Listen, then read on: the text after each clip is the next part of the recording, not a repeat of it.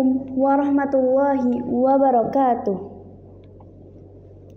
Innal hamdalillah nahmaduhu wa nasta'inuhu wa nastaghfiruh wa na'udzu billahi min syururi anfusina wa min sayyiati a'malina. May yahdihillahu fala mudhillalah wa may yudhlil fala hadiyalah. Asyhadu an la ilaha illallah wa asyhadu anna Muhammadan abduhu wa rasuluh la nabiyya wa la rasula ba'da. Pertama-tama, marilah kita panjatkan puji syukur kita kehadirat Allah Subhanahu wa taala yang telah memberikan rahmat serta karunia-Nya sehingga sampai detik ini kita masih diberikan kesehatan. Kedua, sholawat serta salam senantiasa tercurah kepada junjungan Nabi Agung Muhammad Sallallahu Alaihi Wasallam. Semoga kelak kita mendapatkan syafaatnya di yaumul akhir. Amin. Pemirsa yang dirahmati oleh Allah Subhanahu wa taala, suatu ketika ada salah satu murid Kiai Haji Ahmad Dahlan yang protes kepada Kiai karena surat yang diajarkannya tidak ganti-ganti. Wahai Kiai, di dalam Al-Quran terdapat banyak sekali surat, tapi mengapa hanya surat Al-Ma'un terus yang diajarkan? Kiai pun menjawab, apakah kamu sudah mengamalkannya? Sudah Kiai, saya sudah menjalankannya, saya sudah menghafalnya, bahkan menjadi bacaan setelah Al-Fatihah saat sholat. Bukan itu yang saya inginkan, bukan sekedar dihafalkan saja, dan bukan sekadar menjadi bacaan saat sholat saja, namun juga diamalkan. Lalu pada akhirnya, Kiai Haji Ahmad Dahlan mengajak para muridnya untuk pergi ke alun-alun Yogyakarta untuk mencari anak-anak yang telantar, lalu dibawa pulang ke rumah, diberi pakaian, diberi makanan, dimandikan, dan diajak belajar. Itulah metode pembelajaran Kiai Haji Ahmad Dahlan yang praktik secara langsung dalam mengamalkan isi Al-Ma'un. Hadirin yang dirahmati oleh Allah Subhanahu wa taala, surat Al-Ma'un membahas tentang kewajiban untuk kita setiap muslim untuk menolong anak yatim dan fakir miskin. Menolong dengan sesuatu berharga yang kita miliki. Maka dari itu, seseorang tidak hanya cukup soleh dalam hal ibadahnya saja, namun juga harus memiliki rasa kepedulian sosial. Sebab agama Islam adalah agama rahmat, kasih sayang, dan menekankan rasa tanggung jawab sosial. Bisa juga disebut orang yang mendustakan agama. Ara'aital ladzi yukadzibu biddin? Tahukah kamu orang yang mendustakan agama? Fadzalikal ladzi yad'ul yatim, yaitu orang yang menghardik anak yatim. Wala yahuddu 'ala ta'amil miskin, dan enggan memberi makan orang miskin. Oleh karena itu, yang diinginkan Kiai Dahlan, para muridnya dapat memahami isi kandungan surat Al-Ma'un dan mengamalkannya dalam kehidupan sehari-hari. Itu juga alasan mengapa Kiai Haji Ahmad Dahlan tidak pernah bosan mengajarkan murid-muridnya tentang surat Al-Ma'un. Karena bagi Kiai Haji Ahmad Dahlan, isi surat Al-Quran memang tidak hanya dihafalkan saja, namun juga harus dipraktekkan dan diimplementasikan dalam gerak aksi nyata. Pada dasarnya, agama Islam tidak menyukai umatnya yang lemah dan miskin. Namun, dalam beberapa waktu yang sama, Islam berpihak pada orang yang lemah, orang mustad'afin, dan orang-orang miskin.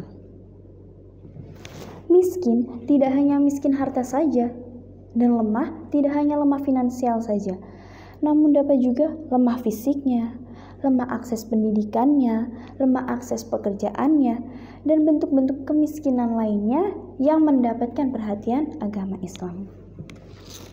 Seperti firman Allah Ta'ala yang berbunyi, A'udzubillahi minasyaitonirrajim. Wa ta'awanu 'alal birri wat taqwa wa la ta'awanu 'alal itsmi wal 'udwan. Tolong menolonglah kamu dalam berbuat kebajikan dan takwa, dan jangan tolong menolonglah kamu dalam berbuat dosa dan pelanggaran. Quran Surah Al-Ma'idah ayat 2. Pada ayat tersebut menjelaskan atau menyuruh kita untuk tolong menolong dalam hal kebaikan. Karena pihak-pihak yang lemah yang memerlukan pertolongan akan selalu ada dimanapun, kapanpun, dan dalam bentuk apapun. Kita yang memiliki harta, tolonglah orang yang tidak memiliki harta. Kita yang memiliki akses pekerjaan, tolonglah orang yang tidak memiliki, yang sedang pengangguran. Dan kita yang masih kuat, tolonglah orang yang lemah. Ataupun ketika kita di jalan menemui ada nenek-nenek yang hendak menyeberang jalan, kita yang masih kuat, kita yang masih mampu, tolonglah dengan menyeberangkannya. Dan juga jika kita memiliki akses beasiswa, kita dapat menolong teman kita yang tidak memiliki biaya untuk melanjutkan studinya. Bagi saudara-saudara kita yang difabel, kita dapat mengajarkannya tentang keterampilan yang bisa mereka lakukan sendiri, sehingga mereka bisa mendapatkan penghasilannya sendiri. Ataupun juga ketika kita ingin menolong anak yatim, sedangkan kita tidak memiliki harta, kita dapat membantunya dengan mendaftarkannya ke panti asuhan. Jadi tolong menolong itu tidak harus berupa harta saja, namun juga bisa berupa fisik, pikiran, ilmu, ide atau gagasan, atau tenaga yang kita miliki. Seperti sifat tolong menolong telah banyak dicontohkan oleh Rasulullah SAW dan para sahabat-sahabatnya. Salah satunya adalah yang dicontohkan oleh Utsman bin Affan. Utsman bin Affan yang membeli sumur milik orang Yahudi di Madinah. Jadi, kala itu di Madinah hanya ada satu sumur yang mengeluarkan air, dan itu pun milik orang Yahudi. Ketika itu, orang Yahudi tersebut menjualnya dengan harga yang cukup mahal, sehingga membuat para masyarakat menjadi resah karena sulit mendapatkan air.